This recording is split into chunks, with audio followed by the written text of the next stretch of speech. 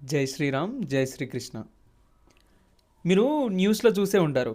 Like, అరే India trade చేసుకున్నాయి, mother of all trades, great trade, India తోపు, తుడుము అని చెప్పేసి. ఇండియా ఎందుకు తోపు? ఇండియాతో ట్రేడ్ చేసుకోవడానికి గల కారణం ఏంది? దీని గురించి మనం మాట్లాడుకున్నాం ఈరోజు ఇన్ డెప్త్. మీరు అబ్జర్వ్ చేస్తే ఇండియా మధ్యలో ట్రేడ్ జరిగింది కదా. మెన్షన్ చేసేటప్పుడు అంటే అనేది జస్ట్ నాట్ ఒక కంట్రీ ఒకటి కాదనమాట. ఒక కపుల్ ఆఫ్ కంట్రీస్ కలిసి ఉన్న ఒక ఆర్గనైజేషన్ లాంటిది అది.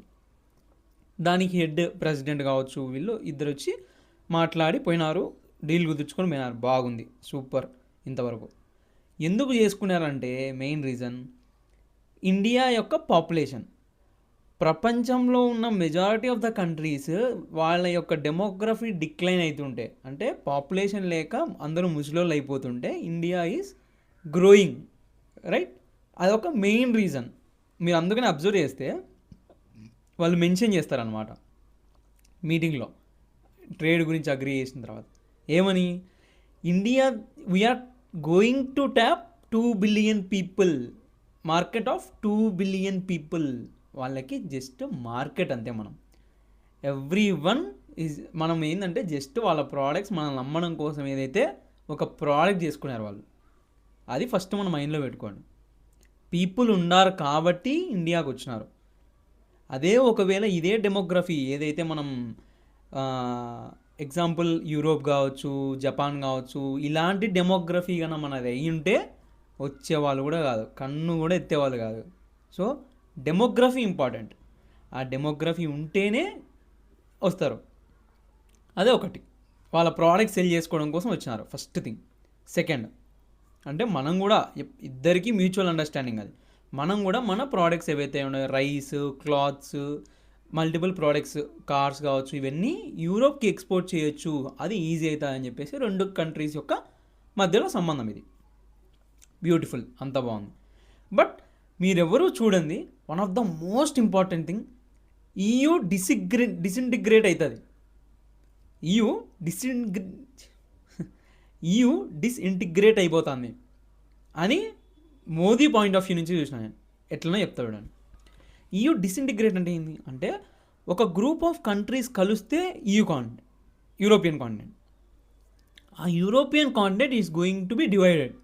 ఎట్లా డివైడ్ అవుతుంది అంటే, మీరు అబ్జర్వ్ చేస్తే ఎవరు చూసి ఉండరు, చాలా మైన్యూట్ డీటెయిల్. ఒక లీడర్ ఏదన్నా ఒక పని చేసినాడంటే, ఒక ప్రైమ్ మినిస్టర్ కానీ ఒక ప్రెసిడెంట్ కానీ, దాని వెనకాల చాలా మీనింగ్ ఉంటుంది మనం అబ్జర్వ్ చేస్తే ఆయన బాడీ లాంగ్వేజ్లో. Modi, in my point of view, Narendra Modi గారు మనకి ఒక చిన్న క్లూ ఇచ్చినారు. ఏంటంటే, ఇండివిజువల్ ఒక్కొక్క కంట్రీ యొక్క లాంగ్వేజ్లో, వాళ్ళ పర్టికులర్ లోకల్ లాంగ్వేజ్లో ఒక వీడియో పెట్టినారు. మీరు అబ్జర్వ్ చేస్తే వీడియోనే కాదు, ట్వీట్స్ కూడా, పర్టికులర్లీ ట్వీట్స్. నేను అబ్జర్వ్ చేసింది ట్వీట్స్. మోదీ గారు ప్రతి కంట్రీకి ఇండివిజువల్గా ప్రతి ఒక్క కంట్రీ యొక్క పాయింట్ ఆఫ్ వ్యూలో ట్వీట్ చేసినారు. ఎందుకు ట్వీట్ చేసినారంటే, ఫ్యూచర్లో ఆయన ఏమని మెన్షన్ చేసినాడంటే అక్కడ, మా ఇండియాతో ఓన్లీ అంటే ఓవరాల్ మొత్తం కాంటినెంట్ కావడం కాదు, బట్ ఇండివిజువల్ కంట్రీ యొక్క కాంట్రిబ్యూషన్ కూడా మాతో ఉండాలి అని చెప్పేసి. అంటే ఆయన చెప్పకుండానే చెప్పింది ఏంటంటే, గ్రూప్ ఆఫ్ కంట్రీ కాదు, ఫ్యూచర్లో డివైడ్ అవుతుంది అని అర్థం.